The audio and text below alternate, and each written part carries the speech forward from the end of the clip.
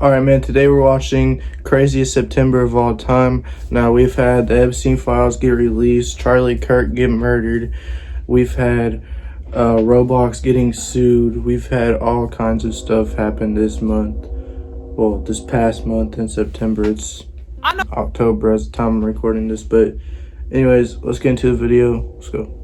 I usually do a recap at the end of every year, covering everything that happened from influencers to politics to memes. And I'm happy to say that will be coming out. But this September, I just had to talk about it a little bit because people have been memeing on it and just saying, what the f is going on? Every day I'm waking up Dead seeing ass. a new jaw-dropping story across the world. As of recording, we're literally halfway through this month, and Charlie Kirk got assassinated, life was just found on Mars, Nepal overthrew its government, Roblox is getting sued by a YouTuber, Russia's invading Poland, a dead body was found in a music artist's car, and the Epstein files released.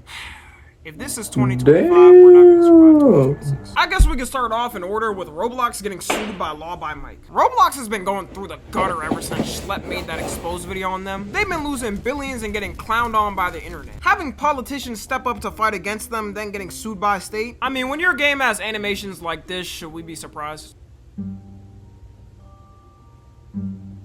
Bruh. What the fuck? Bruh. This isn't even the worst of them. Like, if I showed the worst, this video will probably get taken down. So on September 1st, Law by Mike dropped a video saying he's suing I feel like I've Roblox definitely and pointed seen out all the worse. f***ed up things Roblox has yet to address. One of them was the fact that anyone could make an account on the website before 2021 with just a username, password, and birthday. It's the first step for every game company to have you enter in an email at least. This makes it way easier for predators to create some bot accounts and lure some kids off the platform. And also, what happens if you forget your username and password and don't have an email connected to the account? Was your account just blipped from existence forever? He also says that their AI moderation is a failure because groomers always find a way around it. They'll either use some type of secret emoji codes or text in the chat to still get through, which only makes me wonder, when are these companies gonna realize AI is not built up as much as they thought it was? Now it feels like companies are only becoming unsafer with this AI bullshit. It's almost like removing an actual human being and replacing it with a robot that works half the time was gonna cause problems. But you know they don't care. Roblox does anything for profits. He also exposed that Roblox is lying about how many moderators they have. They try to say they have thousands working around the clock 24/7 to protect kids, but it turns out they only have 3,000 total. And that might seem like a lot, but keep in mind Roblox has well over 100 million active players a day, which is only growing every day with more kids joining. Those poor employees. I could only imagine how many requests they have to come through a day. It's always worse when you have less too, because you're gonna have employees making mistakes and they probably got some quota from David Baszucki to hit. I can imagine him looking I don't down from fuck with above that him game, and but giving like I an know like execution hell order people when that the play employee it. makes a mistake. Because of all this, Law by Mike said he's now joining Schlepp's lawyer to help sue Roblox, and that anyone who's had a similar experience to Schlepp on Roblox can contact feel him me? so we can add them as well to it. Right now, Roblox is looking like Thanos after snapping. If they manage to win this, I'm gonna start buying the lottery again because anything is possible. Right after this, the Epstein files officially released to the public. Well, actually, not fully released, just partially. The fact that 33,000 pages being released is only partially makes me sick to my stomach. This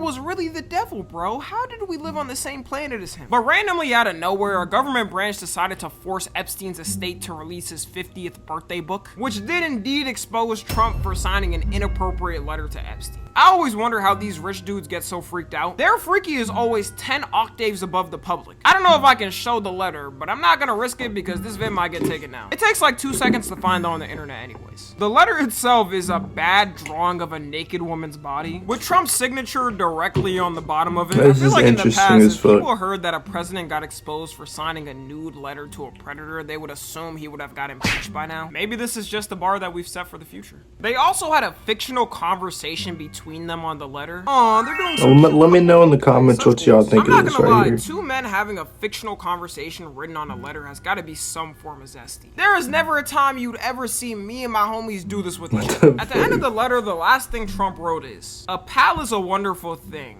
Happy birthday, and let every day be another wonderful secret." Well, surely he clarified at least what he meant there. It's not my signature, and it's not the way I speak. And anybody that's covered me for a long time knows that's not What my was the language. secret?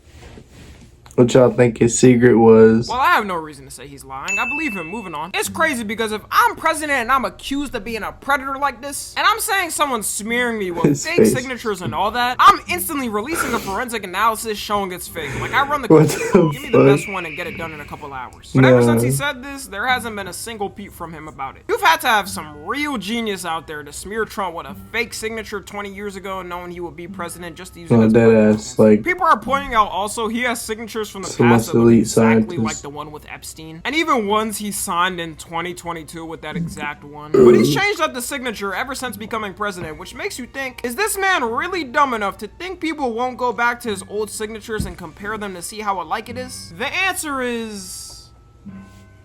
probably, yeah. Russia now might invade Poland, so yay. Another World War III threat this year. At this point, how many World War III threats are we at this year? Because every month I'm hearing a rumor that the may start up and I'm gonna have to get ready to be drafted. This month, Russia decided to send drones to Poland's airspace, which they say was an accident and they Like weren't mine. intentionally aimed there. What's up with these governments thinking people in the world don't have brains? We're like not that? getting It's actually drafted anytime disrespectful soon. because they dead ass think we're all toddlers and can't tell what's real and what's not. Although nothing was really damaged and the drones turned out to be decoys apparently, Poland was not messing around with these.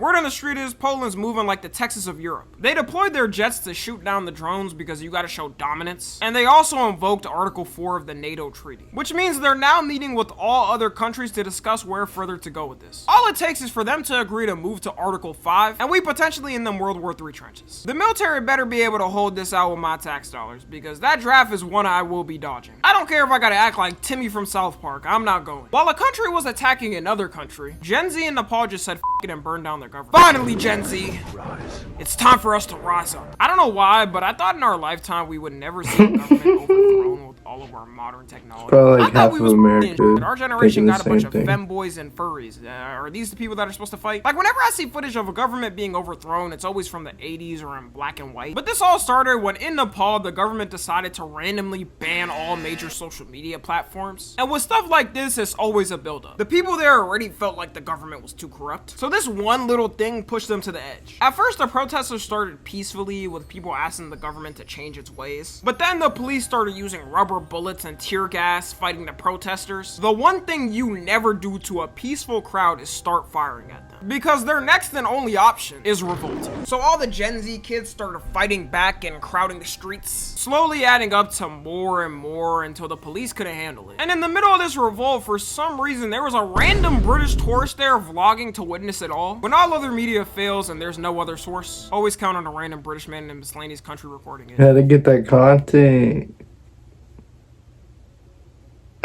Dude, dead ass had to get the content. No way. What the fuck?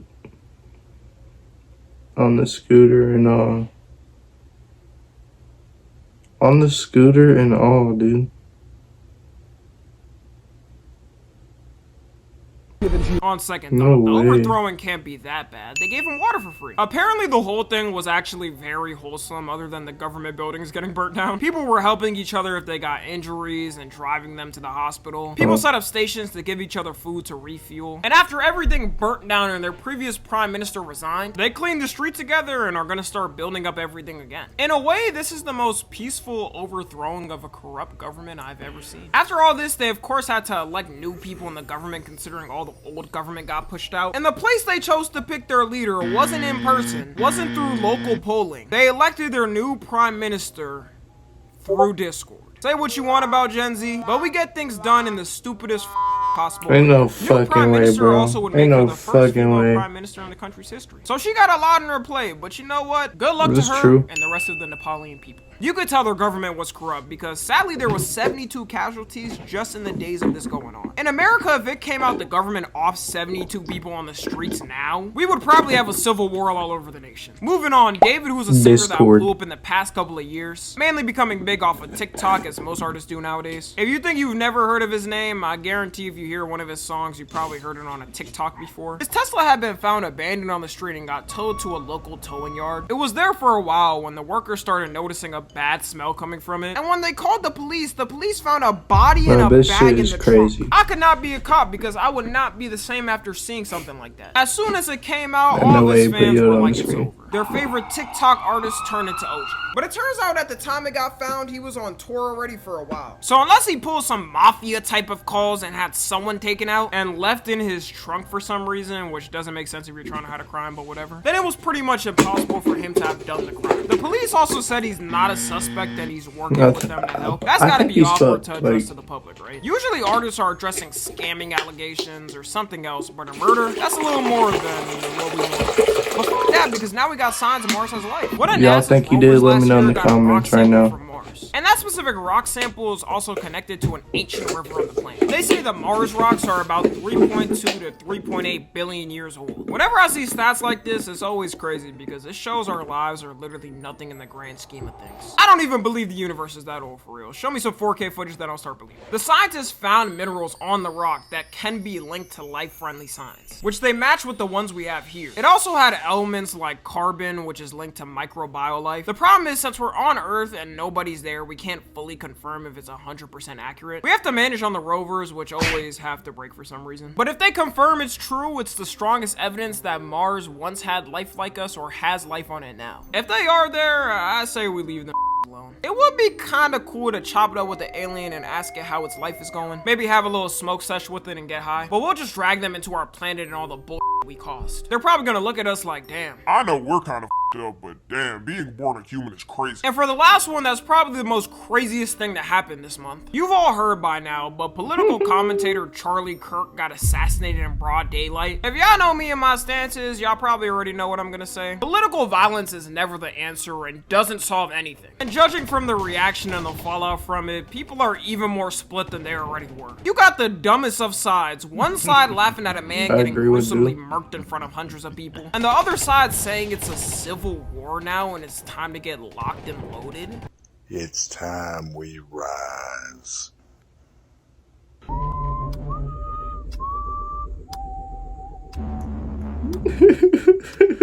Why is Andrew Tate tweeting civil war? Don't even live here. Worry about your sex trafficking cases and crypto scams. Stop worrying about our affairs. To me, it looks like if this is the type of president we're setting for political commentators, like for politicians, it's one thing. Even though it's bad too, that's something people more expect is a possibility. Then how far are we gonna go with this? Even though Charlie Kirk is on the more extreme side with stuff he says, it starts like that, then dwindles down to everyone else. It honestly shows how sad we've gotten, and I'm honestly scared of what's to come. Like for the people cheering online about this, now the other side is pissed and some insane person out there is probably gonna try to get some type of retaliation on a person or a group of people that are innocent as well. It's gonna be a never-ending problem, which is why it should be condemned. Is it now valid for you to get murked on the street because you had a disagreement with someone politically? Now that I've said that, even though I feel bad for his kids and I hope they can get through life well dealing with this, I'm not about to sit here and act like I'm actively crying and mourning the guy. Like, two things can be true at once. It can be true that he didn't deserve to go like that and gun violence is bad, but also I'm not gonna mourn someone who sent hate to all types of groups all the time. Charlie Kirk got one of the worst digital footprints on the internet. There's that clip people are posting everywhere when he's talking about the Second Amendment. I think it's worth it.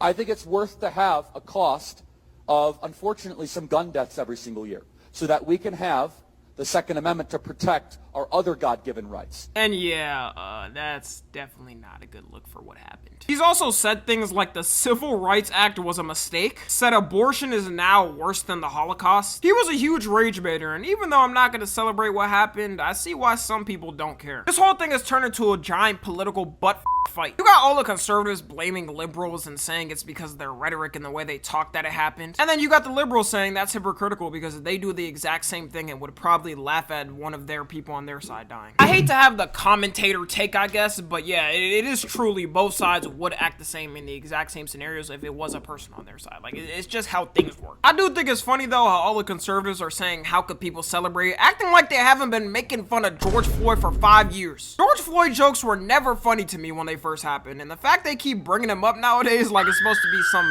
jump scare for black people, I guess. Like, bro, it's been 5 years, almost 6 years. Let it go, man. And now you got them treating him like a warrior, saying saying he's the MLK in Jesus. This gotta be some form of blasphemous. How are you a Christian and don't know you can't compare any human to Jesus? If Charlie's their MLK though, then I don't want to know who their Malcolm X is. People may say to me, well, Tommy, he probably wouldn't have given you the same grace if it happened to you. And yeah, I'm sure if it did, he'd say it's tragic and all, but I think it's worth to have a cost of, unfortunately, some gun deaths. I don't really like this excuse because I don't live my life according to how someone else may act towards me. Like, do you act in the same way as a person you don't like? All I know though is from this whole thing happening and getting this many people's thoughts on the internet, we were never meant to see everyone in the world's reaction to something for real. Nothing good can come from it, and y'all better strap in this month up until the end of the year because I have a feeling it's not gonna be a smooth ride until the end of it. Anyways, let me know y'all's thoughts on everything going on and how you're praying to survive up until the end of the year. Follow me on Twitter, Instagram, and TikTok. As always, I love you guys consensually. And until next time, I'm out. Let me know what y'all think of September 2025. Hopefully we have a great October 2025. That's the end of this video. Like, comment, subscribe. Let me know what you thought of this video. And yeah, man.